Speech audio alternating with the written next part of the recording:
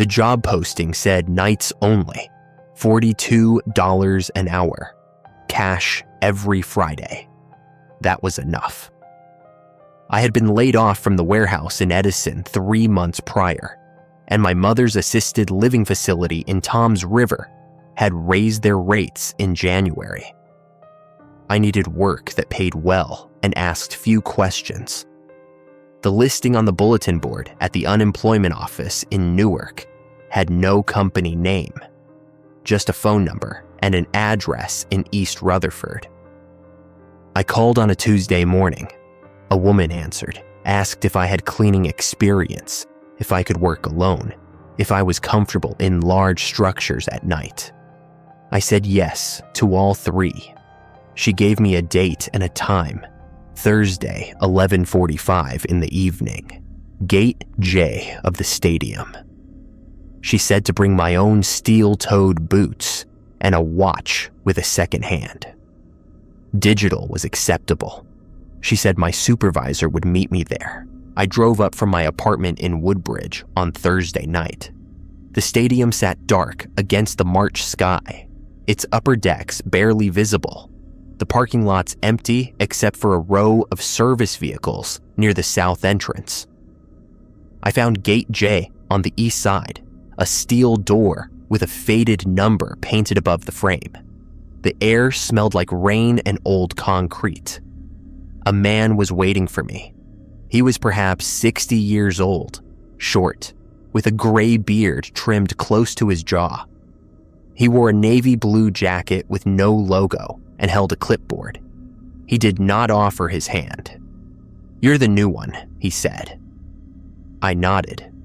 "I'm Mackie. I've been here 14 years. You'll work with me for 2 weeks. Then you're on your own if you last." He looked at his watch. "It's 11:51. We go inside at midnight exactly. Not before." I asked why.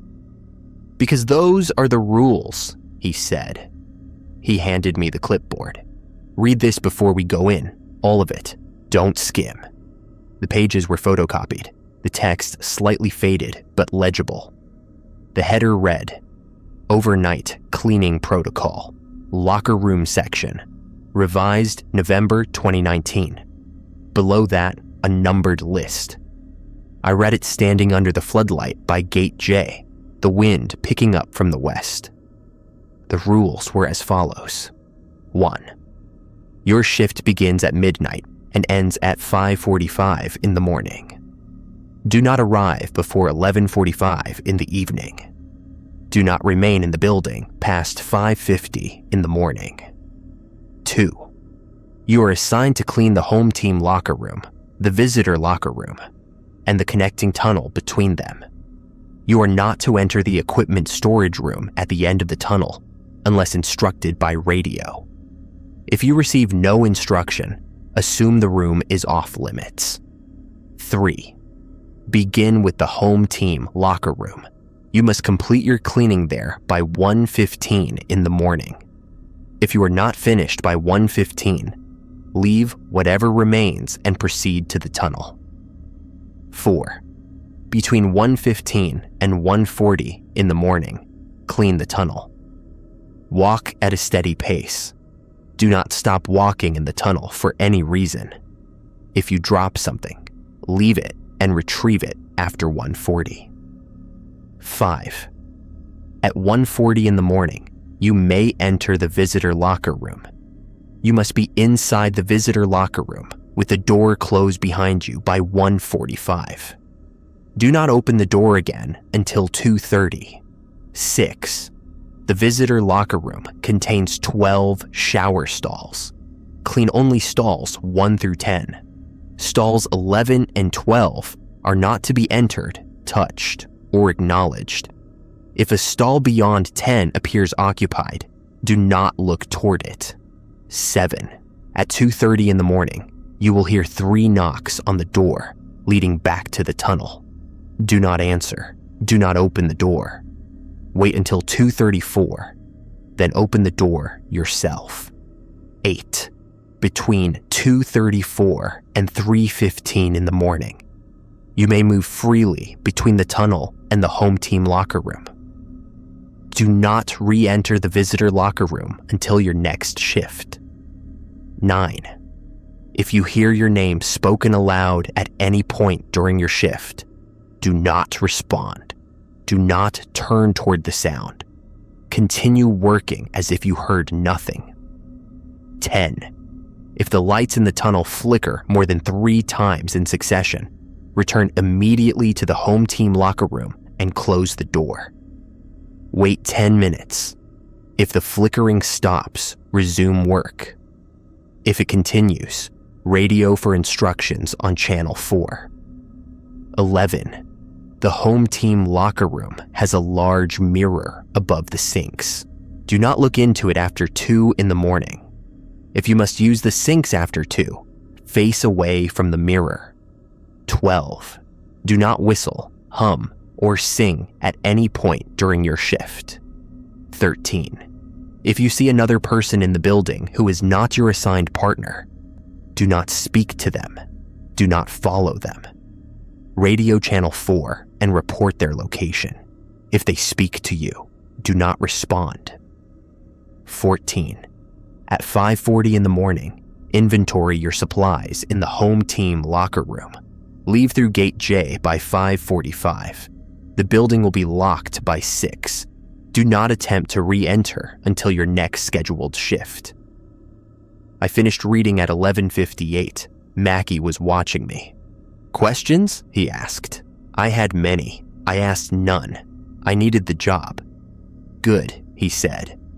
Watch your time. We go in at midnight. At exactly 12 o'clock, Mackie unlocked gate J and we stepped inside. The corridor beyond the door was lit by industrial fluorescence that buzzed faintly. The floor was bare concrete, scuffed from decades of foot traffic. Mackie walked ahead, his boots echoing. I followed. We passed a maintenance closet, a storage cage filled with traffic cones and barricades, and a set of double doors marked authorized personnel only. Mackie did not slow. The air was cold and smelled of old sweat and cleaning chemicals. The home team locker room was through a set of heavy blue doors at the end of the corridor. Mackie pushed them open and held one for me. Inside, the space was larger than I had expected. Rows of wooden lockers lined 3 walls, each with a nameplate slot and a small padlock. Metal benches sat bolted to the floor. The ceiling was high, maybe 15 feet, with exposed pipes and ductwork. Mackie pointed to a rolling cart near the entrance. Supplies are there: mop, bucket, disinfectant, rags, trash bags in the bottom compartment. You clean floors first, then benches, then sinks. Empty the cans last. He looked at his watch. It's 12:04. You have until 1:15. I asked if he would be cleaning with me. I clean the coach's offices upstairs, he said. You won't see me again until 5:30. If you need me before then, use channel 4. He handed me a small 2-way radio from his belt. Keep it on. Keep the volume low. Don't use it unless you have to. He left through a side door I had not noticed. I heard his footsteps fade down a stairwell. I was alone. I looked at the room. It was ordinary.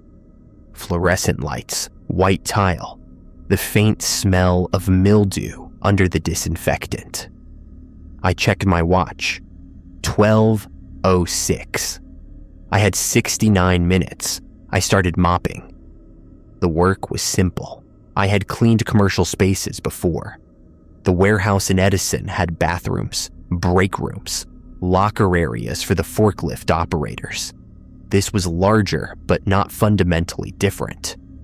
I worked in sections, starting at the far end of the room and moving toward the entrance. The mop water turned gray after the first pass. I changed it twice. By 12:40, I had finished the floors. I wiped down the benches with disinfectant, scrubbed a stain near locker 17 that looked like dried sports drink. The trash cans held only tape and discarded bandages. I bagged them. At 12:52, I reached the sinks. There were 8 of them, stainless steel basins mounted to a long counter beneath a mirror that ran the full width of the wall. The mirror was clean, free of water spots or fingerprints. I saw myself reflected, tired, unshaven, the gray in my hair more visible under the harsh light. I wiped the sinks. I wiped the counter. I did not look at the mirror for long. It was early still before 2, but the rule was in my mind. At 1:08, I finished. I inventoried my supplies. Mop, bucket, 4 clean rags remaining, disinfectant 3/4 full, 2 trash bags used, 6 left. I rolled the cart near the door. At 1:13, I checked my watch again. 2 minutes remained before I had to leave for the tunnel. I heard something. It was faint, distant, like a locker door closing somewhere far away. I stood still. The sound did not repeat. I waited 30 seconds. Nothing. At 1:15 exactly, I left the home team locker room through the tunnel entrance. The tunnel was narrow, perhaps 8 feet wide, with cinder block walls painted a dull gray. The floor was concrete, slightly sloped toward a drain at the center. Emergency lights glowed red at intervals along the ceiling. The main fluorescents were off. I walked. The rules said to walk at a steady pace, not to stop, not to retrieve anything dropped. I kept my flashlight in my left hand, the radio clipped to my belt. My footsteps echoed. The tunnel was roughly 120 yards long. I had timed Mackey's description against the map he had shown me earlier. At 1:22, I was approximately halfway through. I heard footsteps behind me. They matched my pace exactly. Left, right, left, right. The same rhythm, the same weight. I did not turn. I did not stop. The rules were clear. I walked faster. The footsteps behind me matched the increase. I kept my eyes forward. The far end of the tunnel, the door to the visitor locker room, was visible now. A faint rectangle of light from the emergency exit sign above it. At 1:29, I reached the door. I opened it. I stepped inside. I closed it behind me. The footsteps stopped. I stood with my back against the door, breathing hard. The visitor locker room was similar to the home side but reversed. Lockers on the opposite wall, benches in the same configuration, sinks and mirror on the far end. The shower stalls were to my right, 12 alcoves with plastic curtains, numbered in small brass plates above each opening. I checked my watch. 1:31. I had until 1:45 to close the door. I had already done so. I was ahead of schedule. I began cleaning. The floors took longer here. There was more debris, muddy footprints near the entrance, a broken shoelace, a crumpled piece of athletic tape with something dark on it that I did not examine closely. I mopped it into the bucket and continued. At 1:40, I reached the shower stalls. Stalls 1 through 10 were standard. White tile, chrome fixtures, drains in the center of each floor. I sprayed disinfectant, wiped the walls, checked for mildew. Stalls 1 through 6 were unremarkable. Stall 7 had a small crack in the grout that I noted but did not attempt to repair. Stall 8 had the water running. I stood outside the curtain, listening. A thin stream of water, not a full flow, maybe a leak in the faucet. I pushed the curtain aside. The stall was empty. The shower head dripped steadily, a drop every 2 seconds. I turned the handle to the off position. The dripping stopped. I cleaned stalls 8, 9, and 10 without incident. I did not look at stalls 11 and 12. I kept my back to them as I worked. I could feel something, a weight in the air, a pressure near the back of my skull. I did not turn. The rules said, do not enter, do not touch, do not acknowledge. I did not acknowledge. At 2:24, I finished. I stood near the door to the tunnel, waiting. 6 minutes remained until the 3 knocks. I checked my supplies. Mop handle secure. Bucket nearly full of gray water. 2 rags remaining, both dirty. Disinfectant half full. 4 trash bags left. Radio silent. At 2:27, the lights in the stall area flickered. Once, twice. I counted. The 3rd flicker did not come. I waited. The light stabilized. At 2:30, the knocks came. 3 of them. Slow. Deliberate. From the tunnel side of the door, I did not answer. I did not move toward the door. The rules said wait until 2:34. The knocks came again at 2:31. 4 this time, faster. I stayed where I was. At 2:32, a voice spoke from the other side of the door. Hey, it said. It's Mackie. Open up. The voice was close to right. The tone, the slight rasp, the cadence, but something was wrong. The pitch was slightly higher. The rhythm of the words was off by a fraction of a second. I did not respond. Come on, the voice said. I forgot my keys. Just open the door. I checked my watch. 2:33. I can see you through the gap, the voice said. I know you're in there. Just open the damn door. There was no gap in the door. I had checked when I entered. The seal was tight. At 2:34, I opened the door myself. The tunnel was empty. I stood in the doorway for a full 10 seconds, sweeping my flashlight left and right. Cinder blocks, emergency lights, the faint smell of mildew. No one. I stepped into the tunnel and walked back toward the home team locker room. The walk took 7 minutes. I did not run. The rules said I could move freely now, but I maintained a steady pace. I heard nothing behind me. I saw nothing ahead. At 2:41, I reached the home team locker room. I closed the door behind me and sat on a bench. I did not look at the mirror. At 3:15, I began my second pass of the home team locker room. The rules did not require it, but I needed something to do with my hands. I wiped the benches again. I checked the trash cans, which were empty. I straightened the supplies on my cart. At 3:42, my radio crackled. Carter, Mackie's voice. Status check. I pressed the transmit button. Clear. Both rooms done. Tunnel transit complete. Good, he said. Stay in the homeroom until 5:30. I'll meet you at Gate J. The radio went silent. I sat on a bench and watched the door. The hours passed slowly. At 4:17, I heard a sound from the tunnel, a scraping, like metal on concrete, moving slowly from left to right. I did not investigate. At 4:51, the lights in the locker room dimmed for approximately 8 seconds, then returned to full brightness. I noted the time, but did not radio. At 5:30, I heard footsteps in the corridor outside the home team locker room. Mackie entered through the main door. He looked tired but composed. He glanced at my cart, at the floor, at me. Any problems? He asked.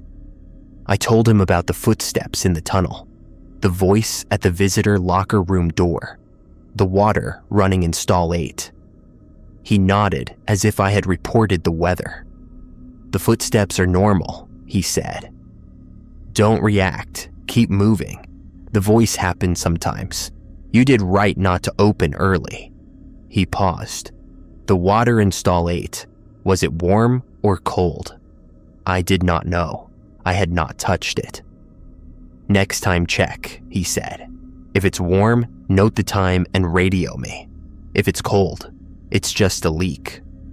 I asked why. Because warm water means the plumbing is being used, he said, and no one else is supposed to be using it. We left through Gate J at 5:44.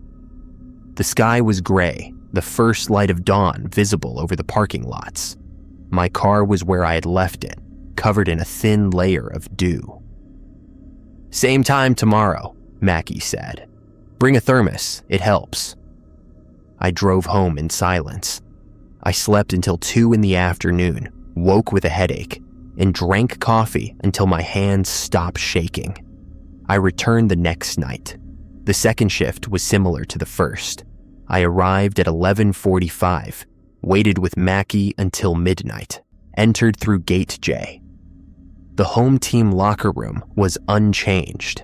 I cleaned it by 1:12, 3 minutes ahead of schedule. I entered the tunnel at 1:15 exactly. The footsteps returned. They began at the same point, roughly 50 yards into the tunnel. Same rhythm, same pace. I did not turn. I walked steadily and reached the visitor locker room at 1:38. I closed the door at 1:42. At 2:30, the knocks came. 3. I waited. At 2:34, I opened the door. The tunnel was empty. This became the pattern. Over the next 11 days, I worked 10 shifts. The footsteps appeared every night. The knocks came every night. On 4 occasions, a voice spoke through the door. It was not always Mackie's voice. Once it was a woman's voice, soft and polite, asking if anyone was inside. Once, it was my mother's voice, asking why I had not visited. I did not respond. On the 8th night, I made my first mistake. I was cleaning the visitor locker room, working on stall 6. It was 1:52 in the morning. I was tired. I had slept poorly the day before. My hands were moving automatically, scrubbing tile, rinsing the brush, moving to the next section. I glanced up and saw stall 12. It was brief, less than a second. The curtain was pulled back slightly. Beyond it, I saw the tile. I saw the drain. I saw something standing in the corner. It was pale. It was tall. It had too many angles. I looked away immediately. My heart was pounding. I finished stall 6 with my eyes fixed on the floor. I moved to stall 7. I did not look toward the back of the room again. When I left at 5:43, Mackie was waiting. "You looked," he said. It was not a question. I asked how he knew. "Your hands are shaking," he said. "The people who look always shake afterward." I asked what I had seen. "I don't know," he said. "I've never looked. 14 years, and I've never looked." He unlocked the gate and held it open. "The shaking will stop in a few hours. Don't look again." I did not look again. On the 12th night, I met the other cleaner. His name was Rodriguez. He was younger than me, maybe 30, with close-cropped hair and a nervous energy that reminded me of the warehouse workers who had too much caffeine. Mackie introduced him at 11:51. "He's new," Mackie said. "Training. You show him the homeroom tonight. I'll take the visitor side." I asked why the change. "Because he needs to learn from someone who follows the rules," Mackie said. "And I need to check something in the visitor room." Rodriguez and I entered at midnight. I showed him the supplies, the cart, the proper order for cleaning. He listened but asked too many questions. Why start with the floors? Why not use the industrial scrubber? Why was the mirror covered with a cloth after 2? I told him the cloth was because of the rules. "What rules?" he asked. I realized Mackie had not given him the list. I recited what I could remember. Rodriguez's expression shifted from curiosity to skepticism to something closer to fear. He did not interrupt. When I finished, he asked if I believed any of it. "It doesn't matter if I believe it," I said. The rules are the rules. We cleaned the homeroom together. Rodriguez was efficient but careless. He left streaks on the benches. He missed a corner near locker 9. I did not correct him. There was time. At 1:15, we entered the tunnel. Rodriguez walked beside me. The tunnel was narrow enough that our shoulders nearly touched. I set the pace. He matched it. At 1:20, the footsteps started. Rodriguez stopped. "What is that?" he asked. I grabbed his arm and pulled him forward. "Keep walking. There's someone behind us. Keep walking." He tried to turn his head. I gripped his arm harder. "Do not look. Do not stop. Keep walking." We reached the visitor locker room at 1:36. I pushed him inside. I closed the door. "What the hell was that?" he asked. His voice was too loud. "Lower your voice," I said. "And I don't know. The rules say don't stop. The rules say don't look." "That's not an answer." "It's the only answer I have." We cleaned the visitor locker room.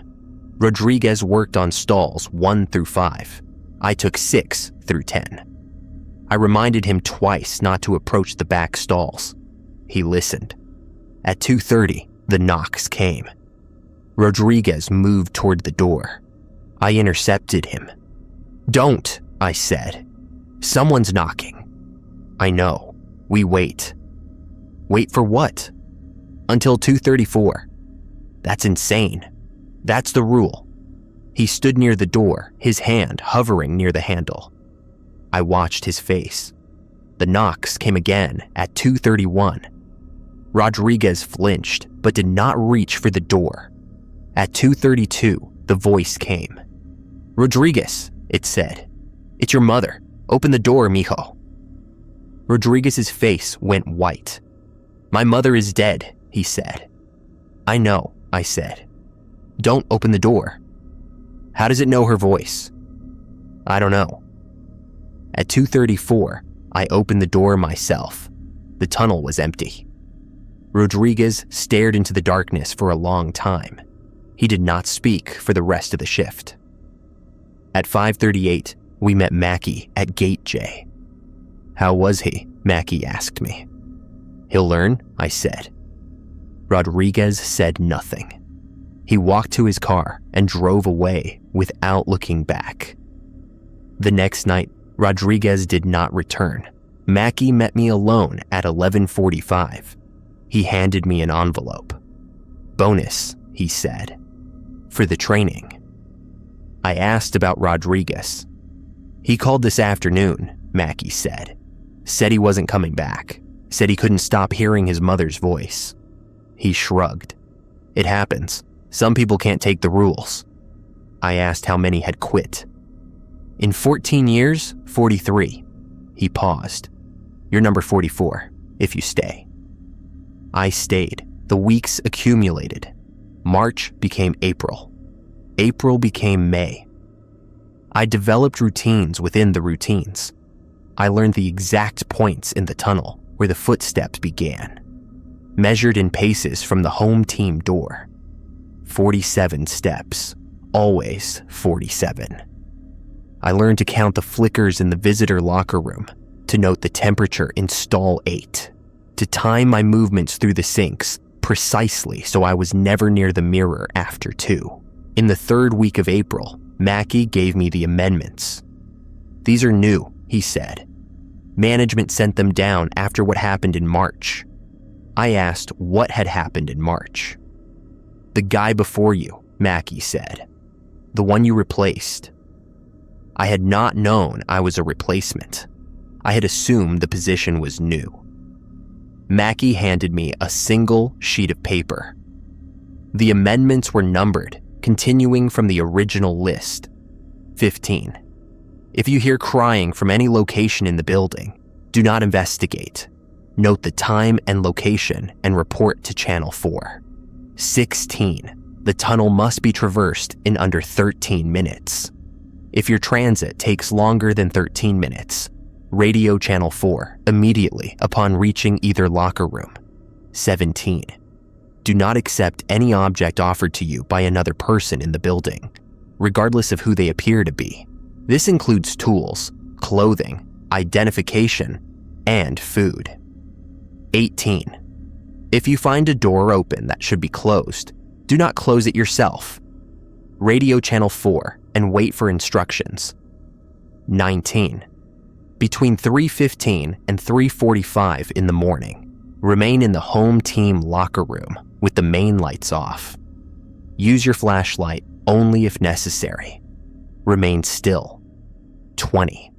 If you hear your own voice speaking from another location in the building, leave immediately through the nearest exit. Do not complete your shift. Radio channel 4 from outside the building. 21. The equipment storage room at the end of the tunnel is accessible only between 4:30 and 5 in the morning. If instructed to enter, count the items on the north shelf. The count must be reported exactly. Do not estimate. 22. If the count in the equipment storage room is higher than the previous night's count, leave the room immediately and do not re-enter until your next shift. I read the amendments twice. I memorized them that night, reciting them silently. During the slow hours between 3 and 5. On the 2nd of May, I was instructed to enter the equipment storage room for the first time. The instruction came via radio at 4:32. "Carter," Mackie said. "Equipment room check, north shelf inventory." I acknowledged and walked to the end of the tunnel.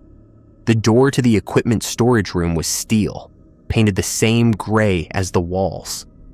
There was no window. A small keypad was mounted beside the handle. Mackie had given me the code weeks earlier. 4729. I entered the code. The door unlocked with a heavy click. Inside, the room was approximately 20 feet by 30 feet. Metal shelving units lined the walls, filled with boxes, helmets, pads, medical supplies. The north shelf was directly opposite the door, 4 levels high. I counted. Level 1, 14 boxes of athletic tape.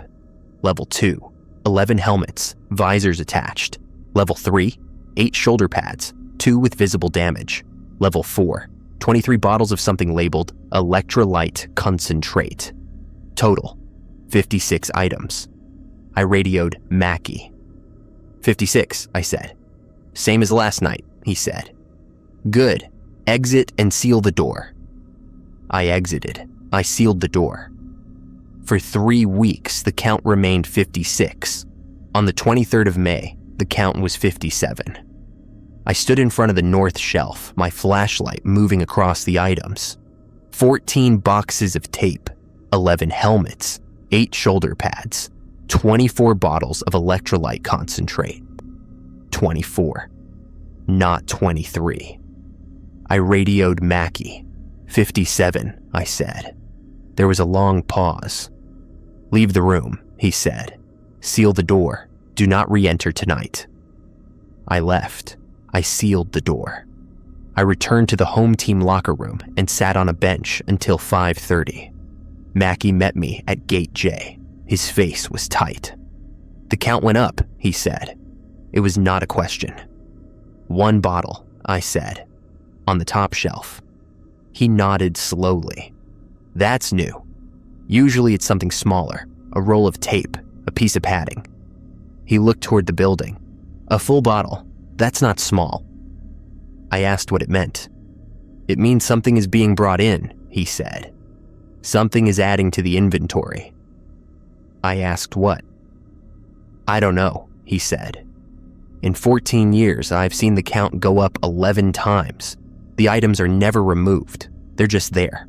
One more than before. He paused. Last time was 8 months ago. A helmet. Brand new. No serial number. Management took it away. But it was back the next night. I asked what happened to the guy before me. Mackie was silent for a moment. He stopped following the rules, he said finally. After 6 months, He decided the rules were just superstition. He stayed in the visitor locker room past 2:30. He opened the door early. He looked at the back stalls. And we found his shoes in the tunnel the next morning, just his shoes, laced up side by side, like he'd stepped out of them and kept walking. Where did he go? We don't know. Management cleaned the area, changed the codes, updated the protocols. He handed me a new sheet. These are the emergency protocols. Memorize them. You might need them soon. The emergency protocols were shorter but more severe. Emergency Protocol 1. In the event of a total blackout, proceed immediately to the home team locker room. Lock the door. Do not use your flashlight. Sit in the center of the room and do not move until power is restored. Emergency Protocol 2. If the emergency lights in the tunnel fail, do not attempt to traverse it. Return to whichever locker room you are closest to and radio channel 4. Wait for instruction. Emergency Protocol 3.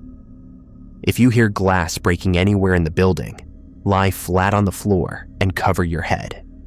Do not stand until you have counted to 300. Emergency Protocol 4. If the radio produces continuous static for more than 90 seconds, turn it off and do not turn it on again until dawn. Emergency Protocol 5.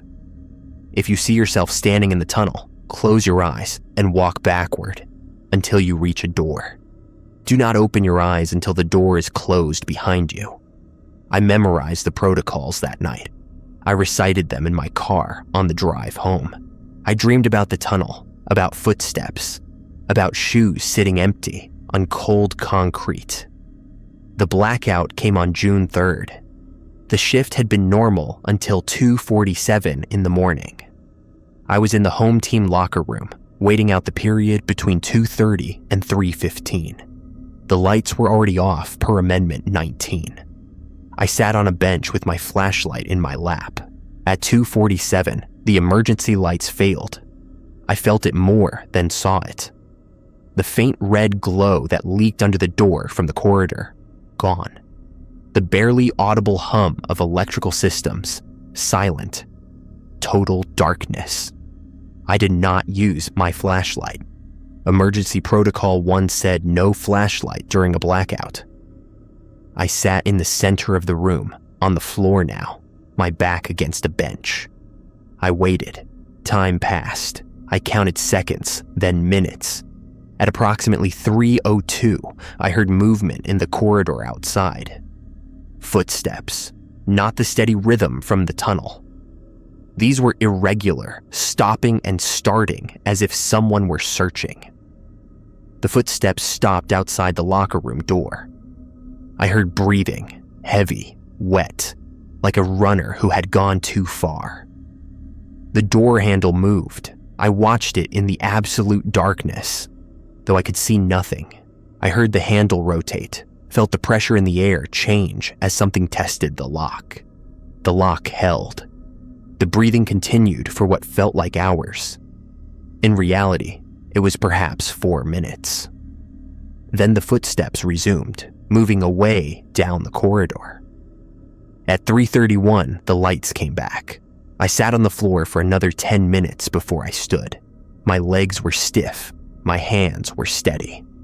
I radioed Mackie. "Blackout," I said. "Homeroom secure. Something tested the door." "Did it get in?" "No." "Good. Stay put. I'm coming to you." He arrived at 3:58. His face was pale. "There was something in the visitor room," he said. "I heard it moving while the lights were out." I asked if he had seen it. "No," he said. "Protocol says no flashlight." I stayed down. He sat on a bench. 14 years. This is a third blackout. The other two were shorter, a few minutes each. This was 44 minutes. "Something is changing," I said. "Something is getting stronger," he said. We completed the shift in silence. The inventory in the equipment room was 58 items that night. one more bottle of electrolyte concentrate. Mackey quit 2 weeks later. He did not give notice. He simply did not appear at 11:45 on a Thursday night. I waited until midnight, then entered alone. I completed the shift alone. I exited at 5:43. On Friday, a woman called me. "Mr. Carter," she said, "this is management. Mr. Mackey has resigned. You are now the senior cleaner for the locker room section." I asked what had happened to him. "He submitted a written resignation citing personal reasons," she said. "Your pay will increase to $58 per hour, effective immediately. You will be responsible for training any new hires." I asked if there would be new hires. "We are recruiting," she said. "In the meantime, you will work alone." I worked alone for 7 weeks. The shifts blurred together. The footsteps came every night. The knocks came every night.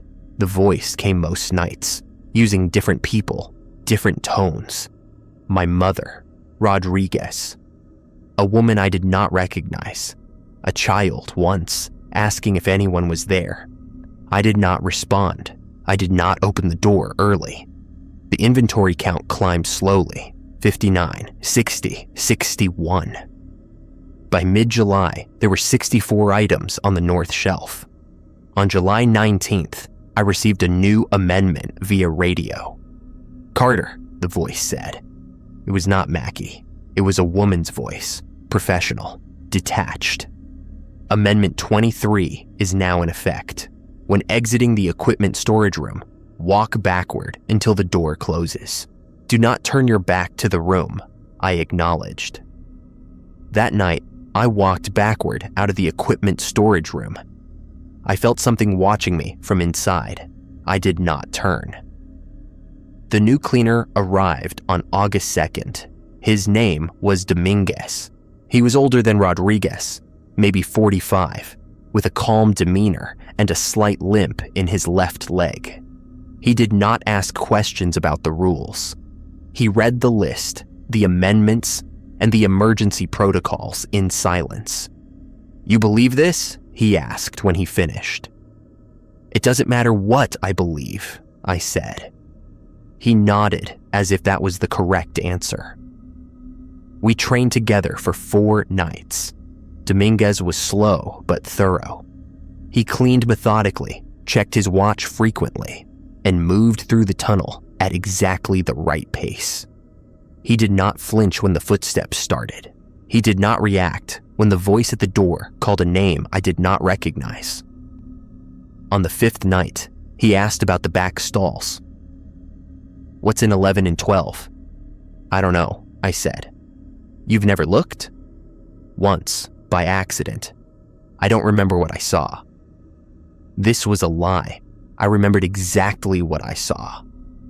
I remembered the angles, the pale shape, the way it had not been standing so much as leaning against the geometry of the space itself.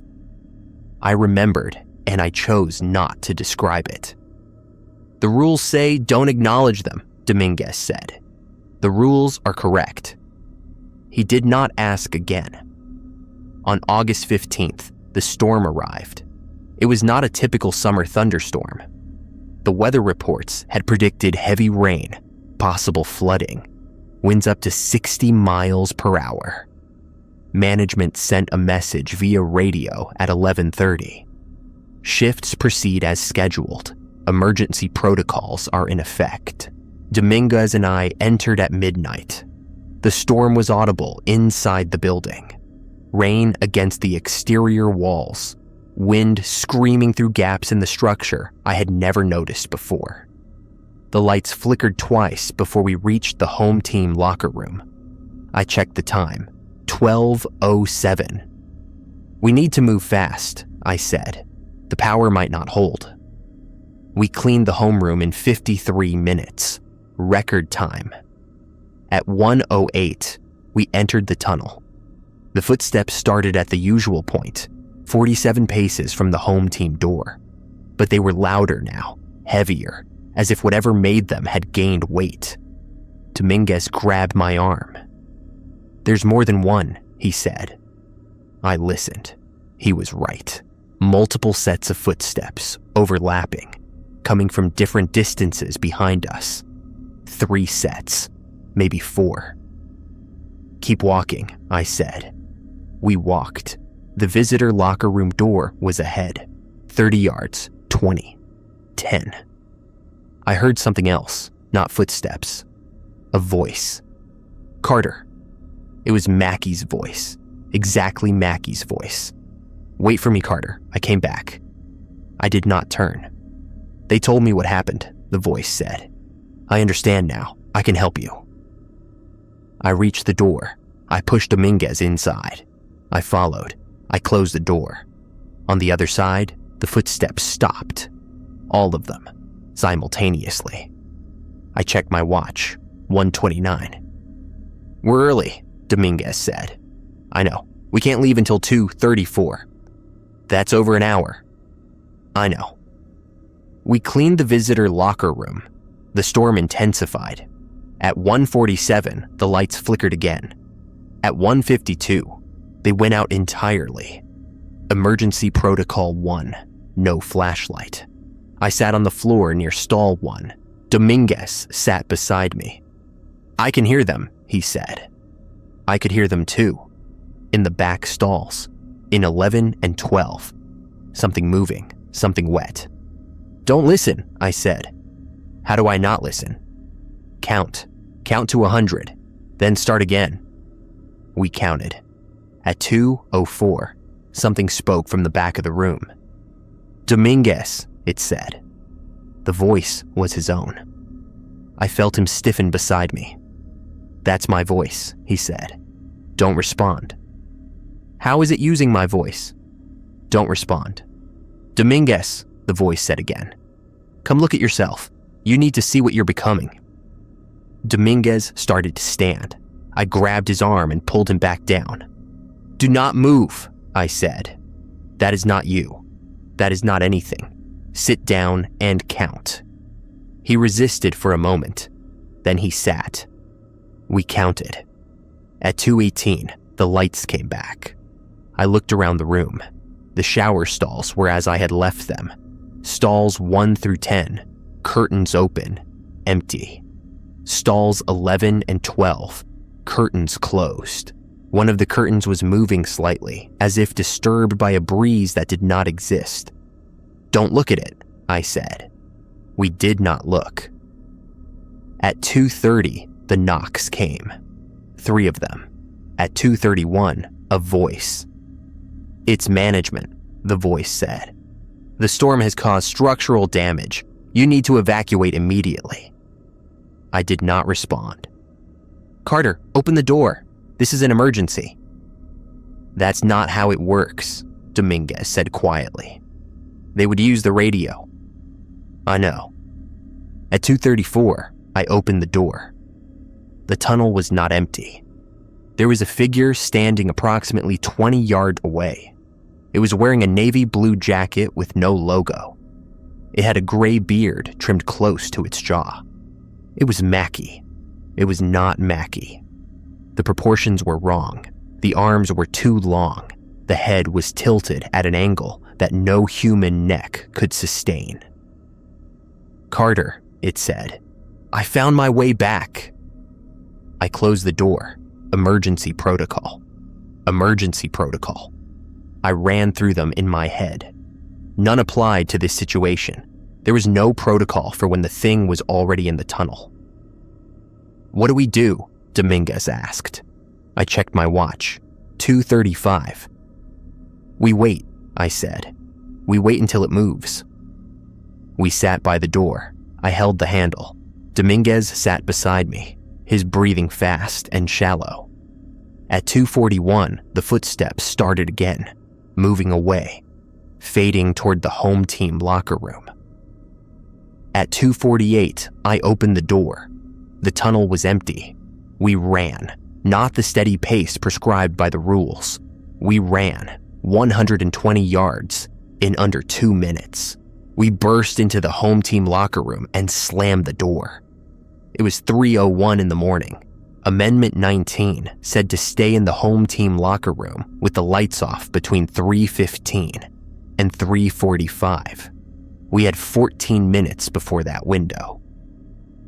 "We should turn off the lights now," Dominguez said. "The rules say 3:15. The rules didn't account for that thing in the tunnel." He was right. I turned off the lights. We sat in darkness. At 3:12, I heard something in the corridor. Footsteps, slow, deliberate. The door handle moved. It rattled. It rattled again. The footsteps moved away. At 3:45, I turned the lights back on. Dominguez was crying. "I can't do this," he said.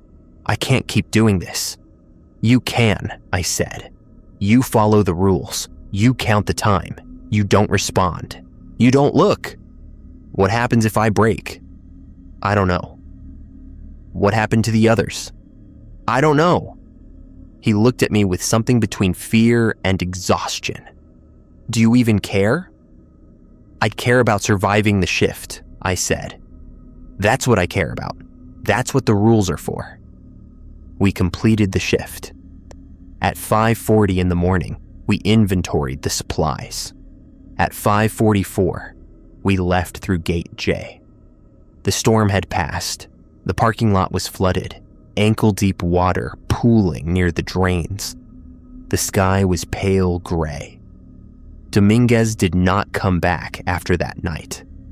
I received a call from management the following afternoon. "Mr. Dominguez has resigned," the woman said. "You will work alone until we find a replacement." I worked alone. September came. The inventory count reached 71. The footsteps in the tunnel multiplied, sometimes 5 or 6 sets at once. The knocks at the visitor locker room door became more insistent, coming in rapid sequences instead of the standard 3. The voices became more creative, more personal, using names and phrases from my life that I had never spoken aloud in the building. On September 14th, the voice used my father's name. "Michael," it said. "Michael, it's Dad. I've been trying to reach you." My father had been dead for 11 years. I did not respond. "Michael, please, I know you're in there. I just want to talk." I counted to 300. "Michael." I opened the door at 2:34. The tunnel was empty. On September 22nd, I received a radio call at 4:15 in the morning. "Carter," the voice said. "Enter the equipment storage room, full inventory. All shelves."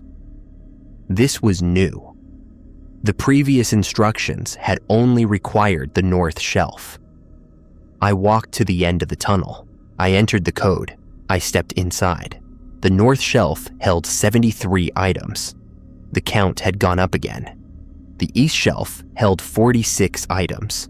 Medical supplies, mostly. Bandages, splints, bottles of antiseptic. The south shelf held 12 items, all helmets. None of them had serial numbers. The west shelf held nothing. No, not nothing. There was a single sheet of paper on the bottom level of the west shelf. I had never seen it before. I had never inventoried the west shelf before. I picked it up. The paper was old, yellowed at the edges. The text was handwritten in blue ink. It reads, "To whoever finds this, I am writing this on March 4th, 2019. I have been working here for 2 years. My name is David Brennan. I was the night cleaner before you. The rules are real. Follow them. There is something in this building. It does not come from outside. It lives in the spaces between things. It watches. It waits. It learns your voice. It learns your face. It learns the names of everyone you love. The rules are the only thing that keeps it from reaching you. I am breaking a rule by writing this. We are not supposed to leave anything behind, but I need someone to know. The thing in the back stalls is growing. Each night it gets stronger. The inventory count is connected to its strength. I do not know how. I only know that when the count goes up, the rules get harder to follow. There is one more rule. Management does not know about it, or they know and will not say. If the count reaches 100, leave. Do not finish your shift. Do not wait for dawn. Leave through Gate J and never come back. I wish someone had told me this. David Brennan. I folded the paper and put it in my pocket. I radioed the count. 73 on the north shelf, 46 on the east, 12 on the south, 1 item on the west. 1 item on the west shelf, the voice asked. Describe it. A piece of paper, I said. Old, handwritten. There was a long pause. Leave it, the voice said.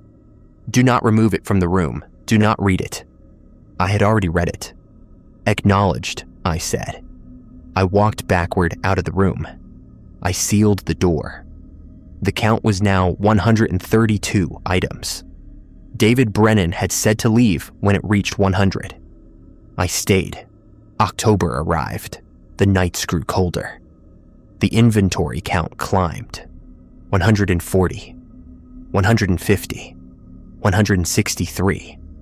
I began to hear new sounds, a tapping on the windows of the home team locker room at 3 a.m, persistent, rhythmic, like someone signaling in code. The rules said nothing about windows. I covered them with the extra tarps from the supply closet, a humming in the tunnel, low and constant, like the vibration of a machine buried deep beneath the floor. It started at 1:30 and ended at 1:45, precisely within the window when I was supposed to be inside the visitor locker room.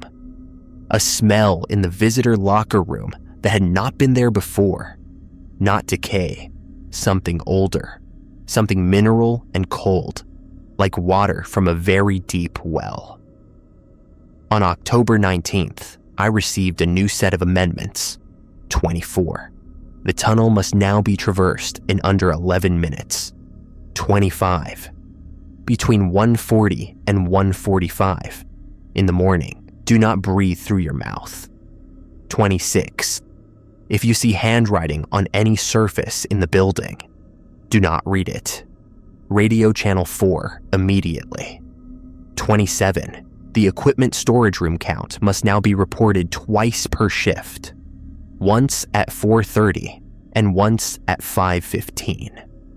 28. If the count decreases, leave the building immediately. I memorized the amendments. I timed my breathing. I closed the time in the tunnel to 10 minutes and 45 seconds. The count did not decrease. On November 2nd, I received a new cleaner. Her name was Park. She was quiet, efficient, and did not ask questions. She read the rules, the amendments, and the emergency protocols without comment. On her third night, she asked one question. Why do you stay? I did not have a good answer. The pay is good, I said. The pay is not good enough for this. Maybe not. She stayed anyway. We worked together through November. Park learned quickly. She kept her voice low, her movements steady, her eyes forward. She did not look at the back stalls. She did not respond to the voices. She counted her steps, checked her watch, inventoried her supplies. On November 21st, the inventory count reached 208. On November 22nd, it reached 247. On November 23rd, it reached 312. I radioed management. The count is accelerating, I said. 312 items. The growth rate has tripled in 3 days. There was a long pause. Acknowledged, the voice said. New emergency protocol, effective immediately. If the count exceeds 400, both cleaners are to exit through Gate J and await further instructions outside the building. What happens at 400? No response. On November 24th, I entered the equipment storage room at 4:30 in the morning. The north shelf was full, overflowing. Boxes stacked on top of boxes, helmets balanced on helmets, bottles wedged into every available space. The east shelf was the same. The south shelf was the same. The west shelf, empty the night before, now held 96 items. I counted 417. I radioed Park, who was cleaning the visitor locker room. "Exit now," I said. "Gate J, 417. I'm in the middle of the shift." "It doesn't matter. Protocol says we leave." I heard her moving, heard the door, heard her footsteps in the tunnel, fast. I walked backward out of the equipment storage room. I walked to the home team locker room. I collected my supplies. I walked to Gate J. Park was already there, waiting on the concrete outside. The door was closed behind her. "I got out just before 1:40, she said. "I didn't hear the humming." "Good. What do we do now?" We wait. We waited. At 5:52, the radio crackled. "Carter, Park, status." "Outside Gate J," I said. "Count exceeded 400, awaiting instructions." There was a long pause. "Do not re-enter the building. A containment team will arrive by 0700. You are relieved of duty for tonight. Report to the main office on Monday for debriefing." The radio went silent. Park and I stood in the parking lot as the sun rose over East Rutherford. The stadium loomed behind us, dark and silent. "Is it over?" Park asked. "No," I said. "It's not over." "How do you know?" "Because they said to report on Monday. If it were over, they would have said, 'Don't come back.'" She looked at the building. "What do you think is in there?" "I don't know." "Does the thing in the back stalls have a name?" "If it does, I don't know it." "Would you want to know?" "No." She nodded. "Me neither." We drove away as the containment team arrived. 3 black vans, unmarked, no license plates. Men in coveralls walking toward Gate J with equipment I did not recognize. I did not look back. On Monday, I reported to the main office. It was a small building off Route 3, anonymous, no signage on the exterior. The woman from management was waiting. "Mr. Carter," she said, "thank you for your compliance during the incident." I asked what had happened. "The building is being reassessed," she said. "The cleaning schedule is suspended until further notice. You and Ms. Park will receive full pay for the duration of the suspension." I asked how long the suspension would last. "We do not know." I asked what the containment team had found. "The inventory count stabilized at 453, she said. "The items are being cataloged." I asked about the thing in the back stalls. She looked at me for a long moment. "There is no thing in the back stalls," she said. "There are only rules. You follow the rules. That is all you need to know." I did not argue. The suspension lasted 3 months. In February, I received a call. "Mr. Carter," the voice said, "the building has been cleared for operation. Your shift resumes on Friday. You will receive updated protocols upon arrival." I asked if there were new rules. "There are always new rules," the voice said. I went back to the stadium. The rules had changed. 34 items on the main list now. 12 amendments, 7 emergency protocols, new time windows, new thresholds, new inventory locations. The count had been reset. 14 items on the north shelf. I did not ask how. Park came back. A new cleaner joined us, a man named Wells. I gave him the rules. I showed him the building. I told him about the footsteps, the knocks, the voices. He listened. He did not ask why. On the first night of our resumed shifts, I found a new note in the equipment storage room. It was on the west shelf, folded, yellowed. The handwriting was different. Not David Brennan, someone else. It said, "To whoever finds this, the count will rise again. It always rises. Follow the rules. When you cannot follow the rules anymore, write them down for the next person. That is all we can do." I folded the note. I put it back. I did not report it. On my last night before writing this, the count reached 56. I am preparing a clean copy of the rules for the next cleaner.